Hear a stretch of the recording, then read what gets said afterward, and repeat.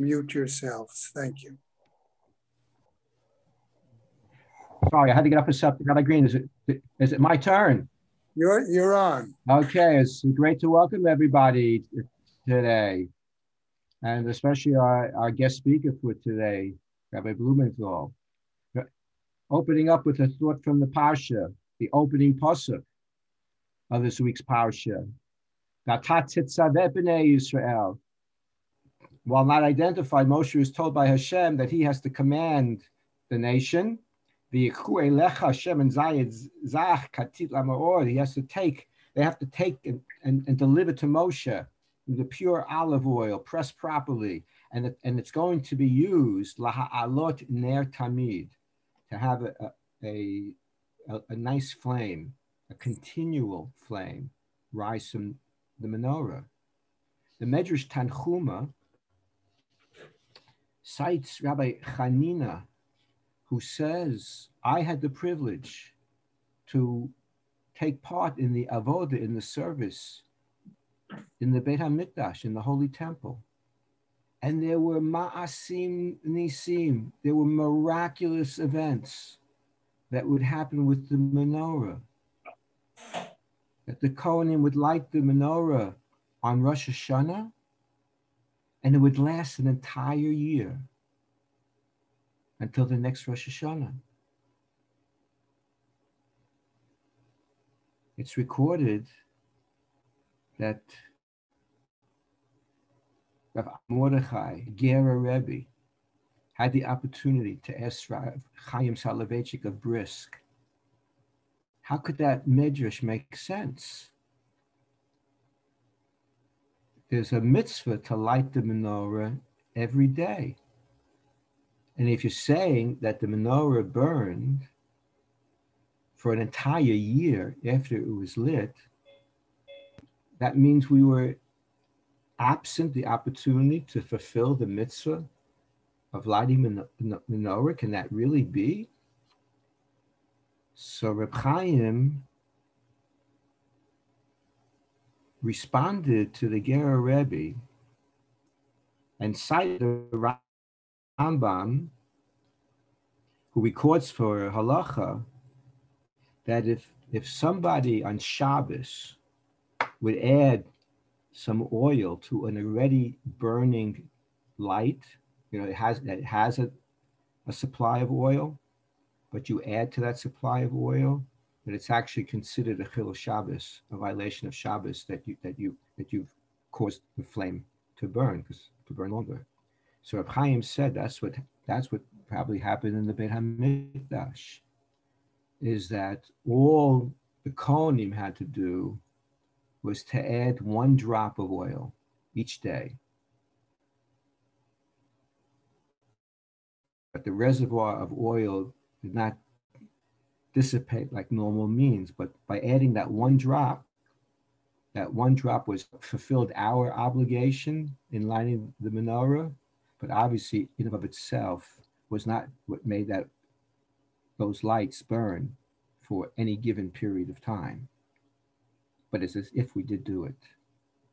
And I think the message in the teaching of Reb Chaim, based upon Rabbi Chanina's experiences in the Beit HaMikdash, is that sometimes all the ingredients, all the factors necessary for success and accomplishments are really in place. We may not be able to see them or appreciate them at the moment, but all that's needed is 1 more drop of effort to make it all come together, to create a beautiful moment, a valuable experience, an insight to Torah knowledge. I hope we will all be blessed with that drop of oil, with all the other factors in order, and without putting too much pressure on our guest speaker, Rabbi Rael Blumenthal, the Rav of BRS West. He's a close neighbor of ours and also a Rebbe at the Katz Yeshiva High School. Without too much pressure, we're hoping that your drops today will make that difference for us as well. Thanks for being with us, Rabbi Blumenthal.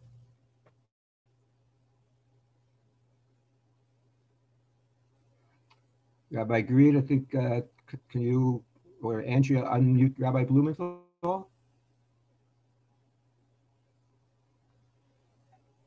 I'm not sure that I'm the host. Rabbi Blumenthal, are you able to unmute yourself? I think so. Can you hear me? Yes. Excellent. All right. Amazing. Wonderful. Well, thank you so much, Rabbi Yasgur. It's truly wonderful to be with you guys today, and it's wonderful to be able to learn a little bit together today. The topic of let's just make sure that this is up and running here. The topic of our conversation today is essential and integral to our understanding of Purim, connecting between last Shabbos and this Shabbos, with Purim, of course, in the middle. Purim celebrated this Friday in Chutz La'aretz and really everywhere outside of Yerushalayim, pretty much. And of course, in Yerushalayim, the Purim celebrations continue. Purim, of course, is a celebratory day. It's a beautiful day. It's a day filled with a tremendous amount of simcha and enjoyment and fun and fanfare.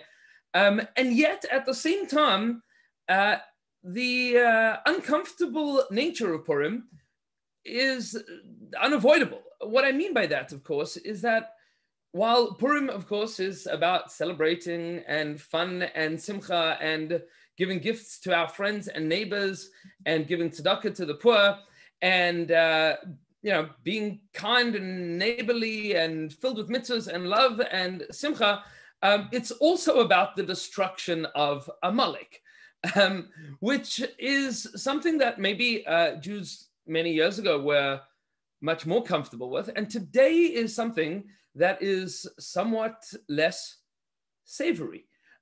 Today, we, the Jewish people, are thank God, as we always were, a bastion of morality, a shining light to the nations of the world. Israel's army, Tzva Haganah Yisrael, is the most moral army on the face of the planet. And yet we have a mitzvah in the Torah, which is deeply rooted to the entirety of Purim, which is to destroy the nation of Amalek. Now, destroying the nation of Amalek is not simply to go to war against them. What it means, practically speaking, is to go out, find an Amalekite child, and execute them. That's the mitzvah of destroying Amalek, which is something that should disturb all of us. This question, of course, has been addressed and encountered by many people. Gdolim v'tovim mimenu, people certainly wiser and greater than us.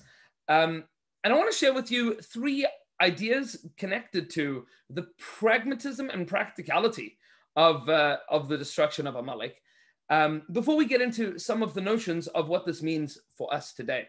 The first is just a memory of my own. I remember when I was in Keren B'Yavne, I was sitting by Mori Rabbi Rav Mendel Blachman. It was around Purim time, and the question of the destruction of Amalek came up. And one of the guys said to Rav Blachman, said to him, Rebbe, what exactly does this mean that we're supposed to destroy Amalek? And we fleshed out the discomfort, the inherent discomfort in this mitzvah of destroying Amalek. And Rav Blachman opened up by asking the shir, is there anybody here that would feel comfortable finding an Amalekite child and executing them? And one of the guys in shir, I think he was trying to be, a wise Alec, put up his hand. He's like, yeah, I would do that. And Rav Blachman looked at him and kicked him out of shir. He said, don't come back until you figure out how to change your attitude. God forbid that a Jew should ever say, I want to find somebody and execute. Let's say, yeah, that's frighteningly outside of the perspective of a Jew, frighteningly outside of the perspective of the Torah, and yet somehow or another, the Torah commands us to do this thing, this horrifically uncomfortable, immoral, violent act, killing ostensibly a person whose only crime is being descended from Amalek. Now, we should also point out that, Baruch Hashem, we live in a day and age that it is impossible for us to determine who Amalek is. And therefore, amongst the mitzvahs that we sadly are incapable of observing today in Tafshin Pei Aleph in 2021, there's a lot of mitzvahs that we're upset that we cannot observe. I think the mitzvah of destruction of Amalek is one of the mitzvahs that we are less upset, that we are incapable and unable of observing. But I should point out as well, Rav Lichtenstein writes about this, spoke about this and writes about this, that when he was a teenager, he writes, he was bothered by the question of how could a good and moral God command such a immoral and violent act. And he said it kept him up at night. It bothered him for an extensive period of time. How could it be that the Ribbon Shalom could want us to do this? And then he writes that he stopped being bothered by the question, not because he had a solution to it, but because he realized that there's no ways that he could be more bothered by this question than Reb Chaim Soloveitchik. Why Reb Chaim Soloveitchik? So Reb Chaim Soloveitchik, aside from being Rav Lichtenstein's wife's great-grandfather, of course, Rav Lichtenstein was the son-in-law of Reb Soloveitchik. So aside from having the family connection, Rav Lichtenstein, of course, was a scion of the Derech of Brisk. Specifically, Reb Chaim, because Reb Chaim, while today he is known as the originator of the Brisker Derech, in the city of Brisk, he was not known for his tremendous erudition, his scholarship, and his lumdus. In the city of Brisk, Reb Chaim was known, as it was originally written on his kever, on his grave, Rav HaChesed, the rabbi of kindness. Why was he known as the rabbi of kindness? So they tell many, many stories of Reb Chaim Soloveitchik, that he would wake up early in the mornings in the winter to check his front porch to make sure that in the event that a baby was abandoned on his front doorstep, that the baby wouldn't freeze. Apparently, this was a regular occurrence. This was the thing that Reb Chaim had to wake up early in the morning in the winter to make sure that a baby that was abandoned wouldn't freeze. They said that Reb Chaim's home was a constant in and out of flow of guests, people from all walks of life and of all means, certainly more often than not, poor, destitute, and lonely people. So much so that some of the Talmidim asked Reb Chaim why he bothers to have doors. Why do you need to have doors? No, they're never closed. The doors are never closed, certainly never locked. So Reb Chaim responded that in order to fulfill the mitzvah, or to be obligated in the mitzvah of mezuzah, according to the opinion of the Rambam, you can't just have a doorpost, you have to have a door. So he wanted to be machmir for the opinion of the Rambam. That's why he has doors, not because he would ever want to close them. And of course, it was well known that Reb Chaim would come to bed after many hours of learning late at night and find a homeless person sleeping in his bed. It was a well-known thing. That was the life of Reb Chaim. The great Reb Chaim al Rambam in Brisk, was known as Rav HaChesed. So Rav Lichtenstein writes that at a certain point in time, he realized that if Reb Chaim, who spent his whole life dedicated to the ongoing well-being of the Jewish people with a superhuman sensitivity and compassion, if Reb Chaim was not bothered by, or at least could live his life with the conundrum of how to understand that the Ribbon Shalom wants us to destroy Amalek, says Rav Lichtenstein, I think I can continue as well. But those two anecdotes, of course, don't offer too much fodder for solving the conundrum. So I want to share with you, and I'll show this to you inside. This is a sefer that was written / put together based on the sichos, based on the conversations, the shmuzin of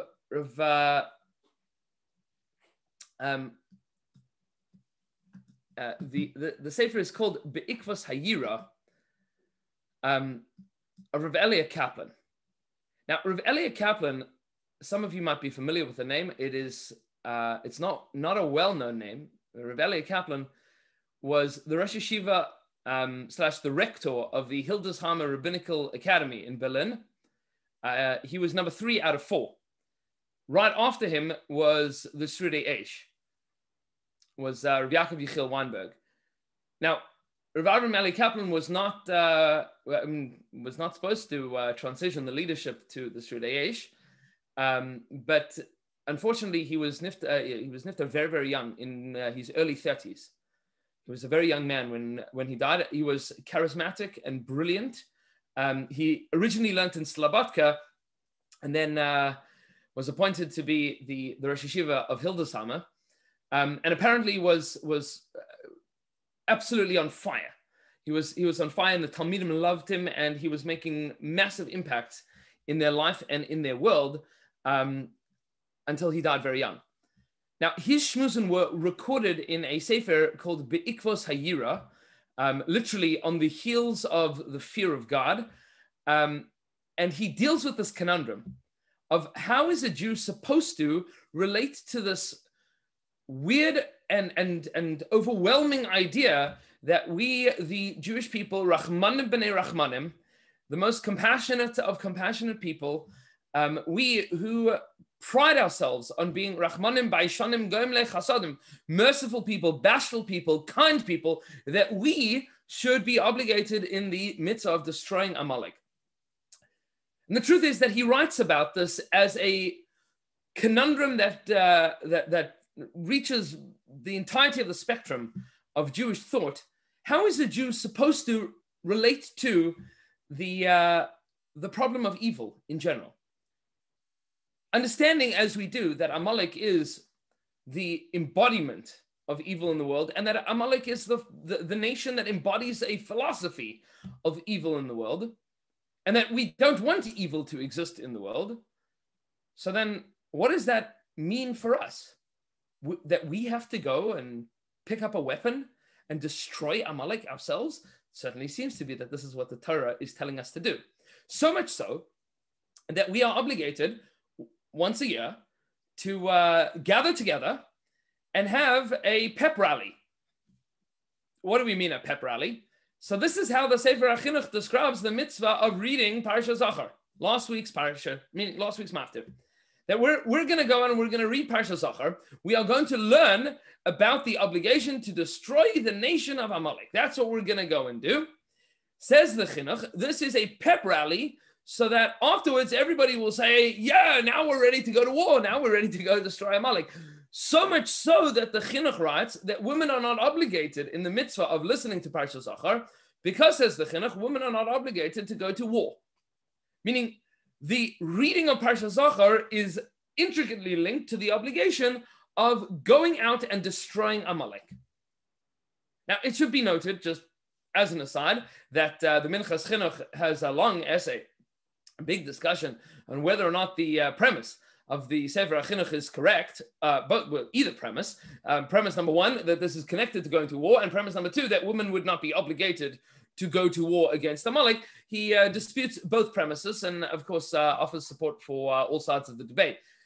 That notwithstanding, however, we happen to have this obligation of listening to Parashat Zachar as a pep rally to go to war for the sake of destroying the nation of Amalek. We, the Jewish people, Rachmanim b'nei Rachmanim, attending a pep rally to go to war to destroy the entirety of another nation.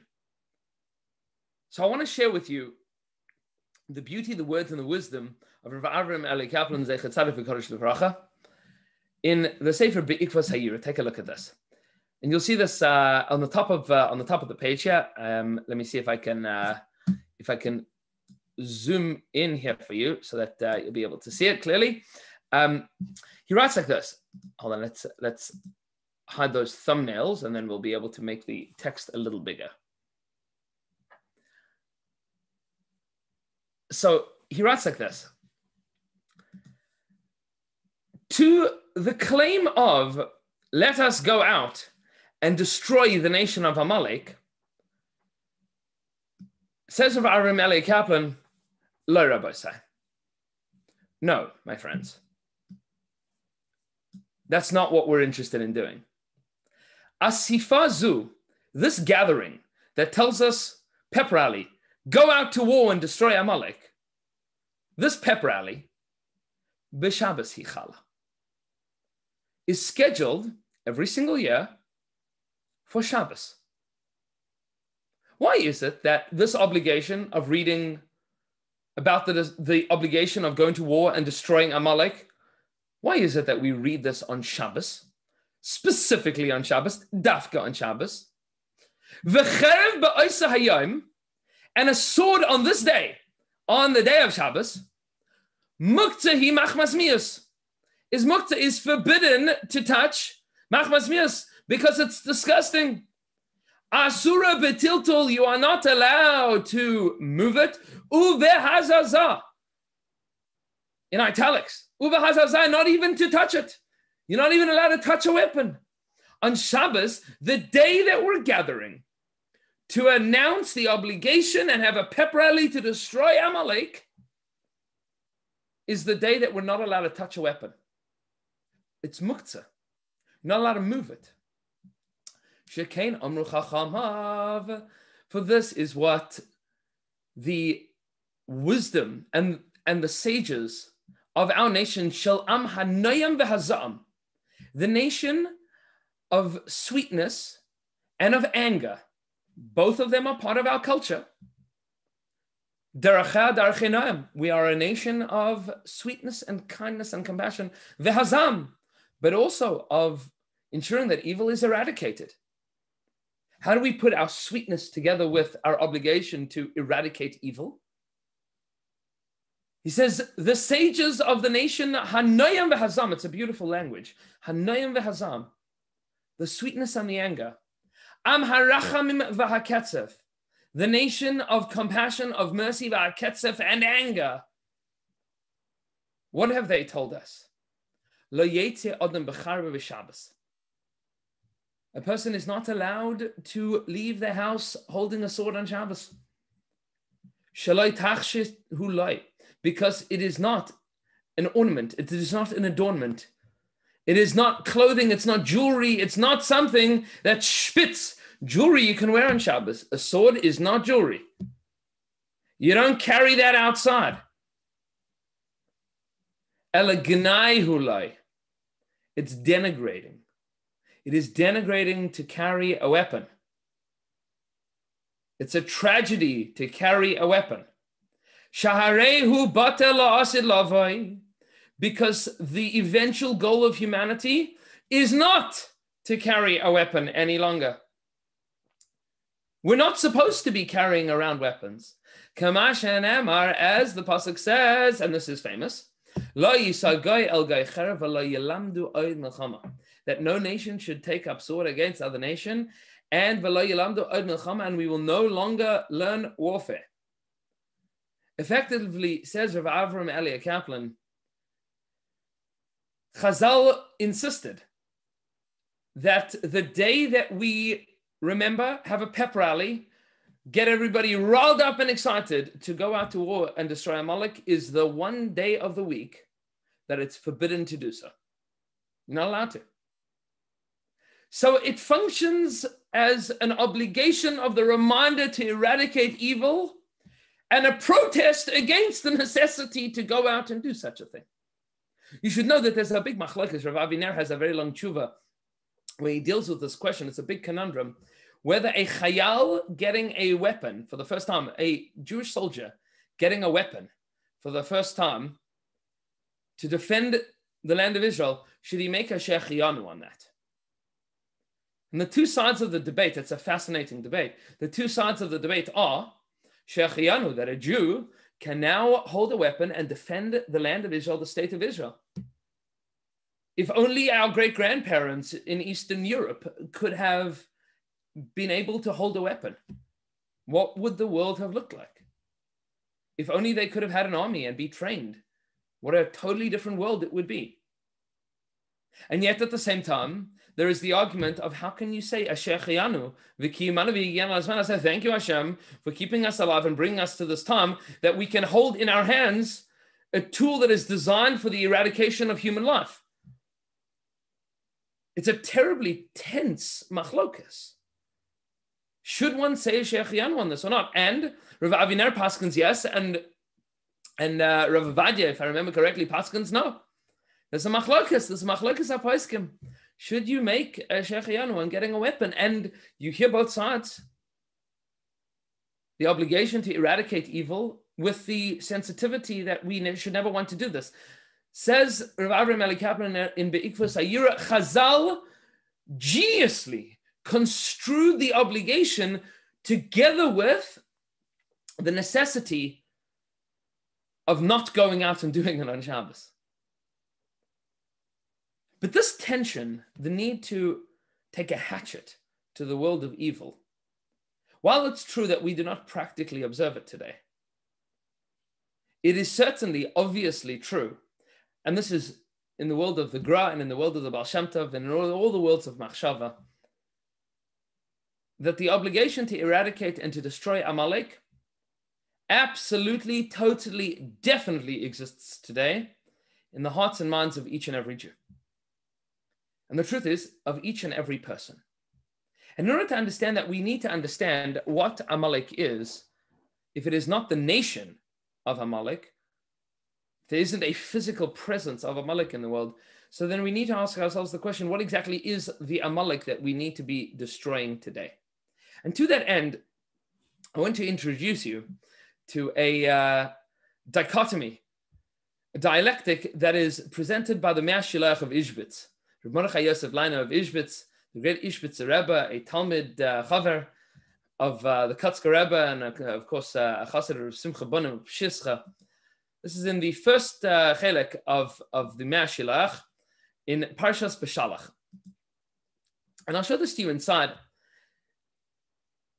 He details a particular curiosity in the story of Yetzias Mitzrayim, the story of the Exodus from Egypt. Now, we're all aware of the fact that during the Exodus from Egypt, during Yetzias Mitzrayim, the Jewish people are faced with the tremendous evil of Mitzrayim catching up to them, reaching up to them at the shores of the Yam Suf. And at Yam Suf, the Jewish people are quite literally caught between a rock and a hard place. And they are about to cry out to Hashem. They're about to cry out to Hashem. Moshe is about to cry out to Hashem. And Hashem says, amazingly, don't cry to me. Tell the Jewish people that they should march into the sea. Daber el bnei Yisrael vayisol. And Moshe instructs the Jewish people, Hashem yilachem lachem, va'atem tacharishon. Hashem's going to fight for you.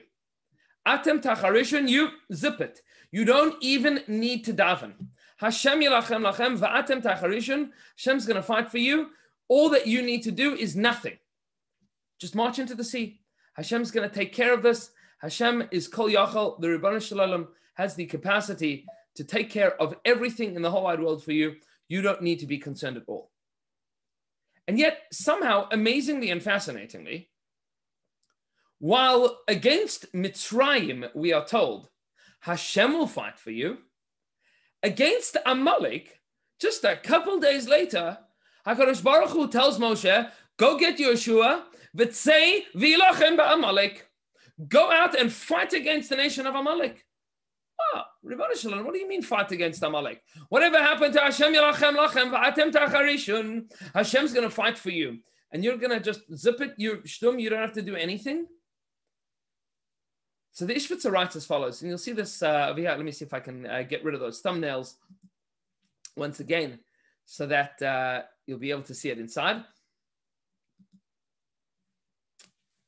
Hold on a moment.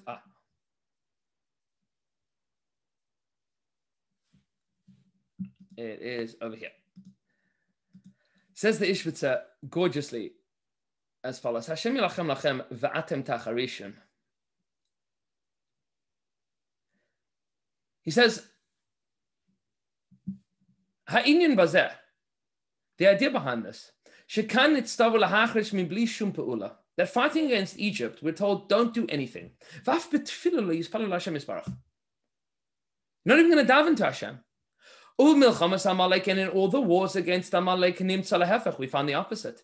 Shneimar, v'hayak asher yarim, when Moshe would lift up his hands, then they would win. And if he would lower his hands, then they would lose. Then they began losing the battle. That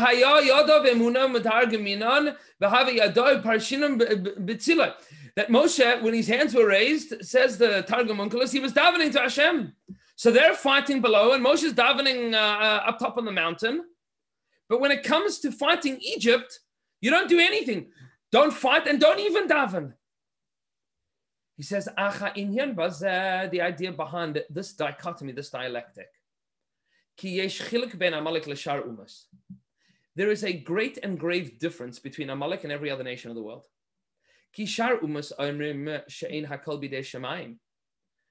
The other nations of the world, the Egypts of the world, the Pharaohs of the world, argue that Hashem is not in control.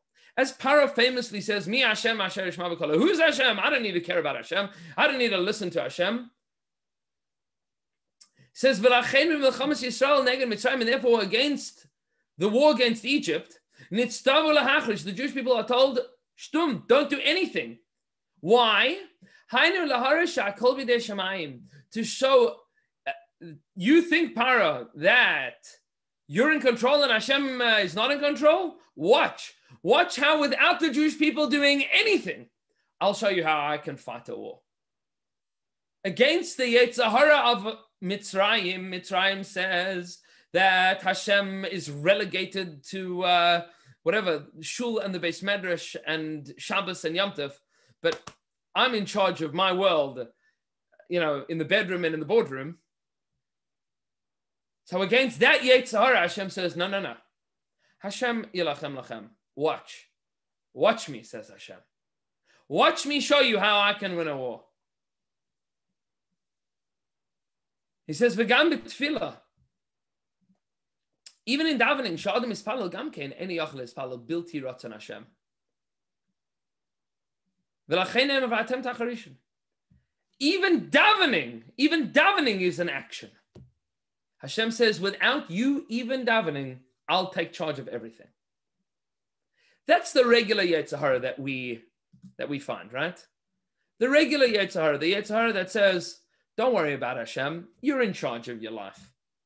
You're in charge of your world. You don't need to care about what the Ribbon Shalom says. You just care about what you say. Against that Yetzer Hara, Hashem says, watch me. Watch what I can do. Watch how I can take care of the entire Egyptian army. Sus v'rachva, rama v'yam. Horse and rider, they'll drown in the sea. V'atem tacharishin, you don't have to do anything. But Amalek's different. Amalek is very different. How so?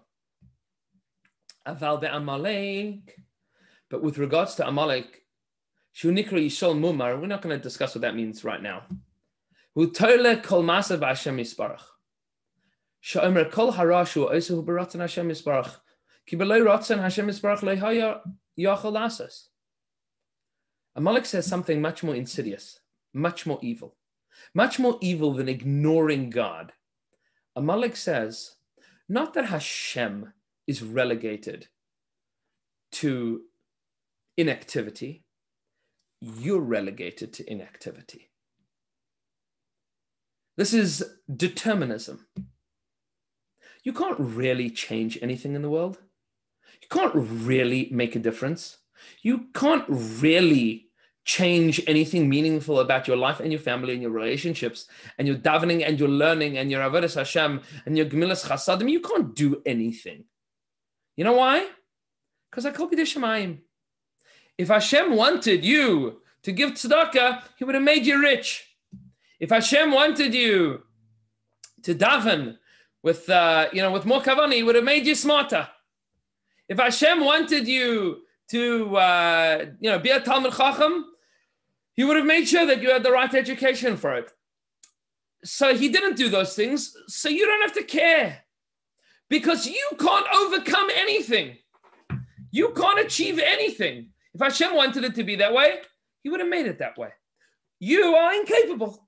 That's what Amalek says, right? You're incapable. You can't do anything. You can't achieve anything. You're not going to amount to anything. This is what Rashi explains, Asher karcha baderech, that He cooled you down. You know what it means to cool you down? When somebody comes up to you with like an amazing idea. I had this really good idea for a business proposal or a shidduch or an idea for, and then quite literally, somebody rains on their parade, right? They cool it down. They pour cold water on it. What's that mean? I said, nah, they poke holes in everything. That's Amalek. Amalek is there to cool you down, to say to you, you're not going to do anything. You're unimportant. You're inconsequential. You're incapable. The Ribono Shel Olam's in charge of the whole world. You know who's not? You. You're not in charge of anything. Ooh, against that Yetzer Hara, Hashem says, Tzevi elachem b'Amalek. Go out and fight Amalek. Ukenegdai, says the Ishbitzer, Hu ha'itza leharos ki yiras shamayim hu bidei ha'adam. Prove to Amalek that the fear of heaven is in your hands. You can make a decision. And we have work to do, and we have davening to do, and we can change our life and our world by taking charge. That's called the war against Amalek. It's a totally different Yetzer Hara. Now here's the crazy thing. The Yetzer Hara of Mitzrayim, the Yetzer Hara that says, forget about Hashem, go and live your life and do whatever you want to do, because you're in charge, you make decisions. So that Yetzer Hara, eventually, Hashem yilachem lachem v'atem tacharishim, and you reigns in that Yetzer Hara, and eventually, you can pull that idea of kochav atzim yadi, of look at how great and how powerful I am, into the world of Avodas Hashem. Because the Jew can be creative in the world of Torah, can understand that all of their creativity comes from Hashem, can be creative in the world of Chesed, can be innovative, and understand that there are amazing things that a human being is capable of doing, but it all comes from Hashem. But the Yetzer Hara of Amalek, the Yetzer Hara that says that you as an individual and you as a Jewish people are inconsequential and you're unimportant and you'll never amount to anything and you'll never achieve anything. That's the Yetzer Hara that Hashem says, Tzevi elachem b'Amalek milchama la'Hashem b'Amalek midar dar. Hashem says you're going to fight this milchama forever, until it is completely eradicated. That Yetzer Hara that says you're incapable and inconsequential and you will amount to nothing and you can achieve nothing, that Yetzer Hara, Hashem says, get rid of it. Get rid of it. You are never allowed to engage in it. There's no Kedusha in that Yetzer Hara. There is no Kedusha in that Yetzer Hara. Destroy it completely. Finish it. There's one other thing in Yiddishkeit. On a day quite similar to Purim that we are told that we also need to eradicate. And the son of the Me'er Shilach, the Beis Yaakov Ishbitz, points out that it's the same idea. We are told we need to eradicate Amalek, and we are told that we need to throw a goat off a mountain on Yom HaKippurim, the day that is like Purim. So the Beis Yaakov Ishbitz writes, we throw a goat off a mountain, le'azazel. So he says, he quotes from the Zohar HaKadosh. What does it mean, le'azazel? So the Gemara in Maseches Yuma explains that it's to be mechaper on the sin of Uzzah and Azael. The sin of Uzzah and Azael. Who's Uzzah and Azael? So the Beis Yaakov quotes from the Zohar that Uzzah and Azael are two angels. Two angels? So what do we need to atone for their sin? What is their sin? Uzzah and Azael? So he writes like this. He says, Kihem kitregu al brias ha'olam ba'omram ma'enosh. They were the two angels, the forces, that said to Hashem, when Hashem says, let's create man, they're the ones that said, nah, not worth it. Says the Beis Yaakov, what is this Uzzah and Azael that we need to chuck off a cliff, that we need to go to war and destroy? He says, This potential, this idea, this philosophy, this power is inside the heart and mind of each and every person. That argues against their own existence, that says, I'm not worth it. Against the Yetzer Hara that says, I'm not worth it. Chuck it off a mountain. Go to war against it. Destroy it forever. The other Yetzer Hara, the one that says, forget about Hashem, that one you bring as a korban on Yom Kippur, you put it in the Beis Hamikdash, that you can deal with. That one we can handle. But the Yetzer Hara that says you're not worth it, you're not good enough, you'll never achieve anything, that Yetzer Hara, chuck it off a mountain, go to war, destroy completely. Destroy completely. There's no room for such a Yetzer Hara, for that power, for that evil in the heart and mind of the Jewish people. That cannot exist. The Yetzer Hara that says you're not worth it, that's the one that is never allowed to continue. Go to war, destroy it, chuck it off a mountain. Make sure that you never feel you're not worth it, that you are never cooled down from thinking about your own chashivus, your own importance, your own validity of existence. And this is the deepest Torah of what we're attempting to do, I think, on Purim. Because the entirety of Purim is a day of feeling la Yehudim hayasa oira v'simcha v'sasain v'ikar. It's a day of feeling simcha, of joy, v'sasain, gladness. That's what we're attempting to do. And the Rambam writes that the entire obligation of Purim is to read the Megillah and then to expand our circles of simcha, to make sure that we sit down with our family and friends and have a Suda as much as we can, as safe as we can. But not just that we have a Suda, but that we include other people in our Suda, that we give Shalach Manas to make sure that everybody knows that you think they're worth it. And not only your friends, but even the people that feel the most destitute, the Aniyim, the people that Amalek was attacking at the back of the camp, find them. Show them that you care about their Purim as well. The mitzvah of Purim is to make you and your world and everybody around you feel the opposite of what Amalek wants you to feel, which is you're meaningless, you're nothing, Chalila. We're the greatest people in the world, and you are the greatest person in the world. Asher karcha baderech, Amalek wants to cool you down. Heck no. We don't let him. And with that, I want to wish you all a Freilichen Purim.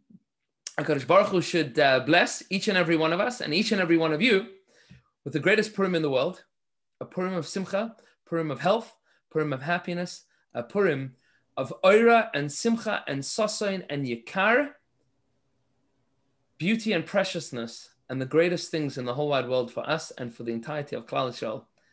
Thank you so much to Dr. Prince and Rabbi Yasker for having me, and thank you to each and every one of you for joining in. And have a Freilichen Purim. Shkoyach, thank you, Rabbi Blumenthal, and also Yishachach to Rabbi Green for continuing to shepherd our educational programs. Thank you so much. Yeshikoach, Rabbi Blumenthal, thank you very much. Thank you. Thank you all for your participation.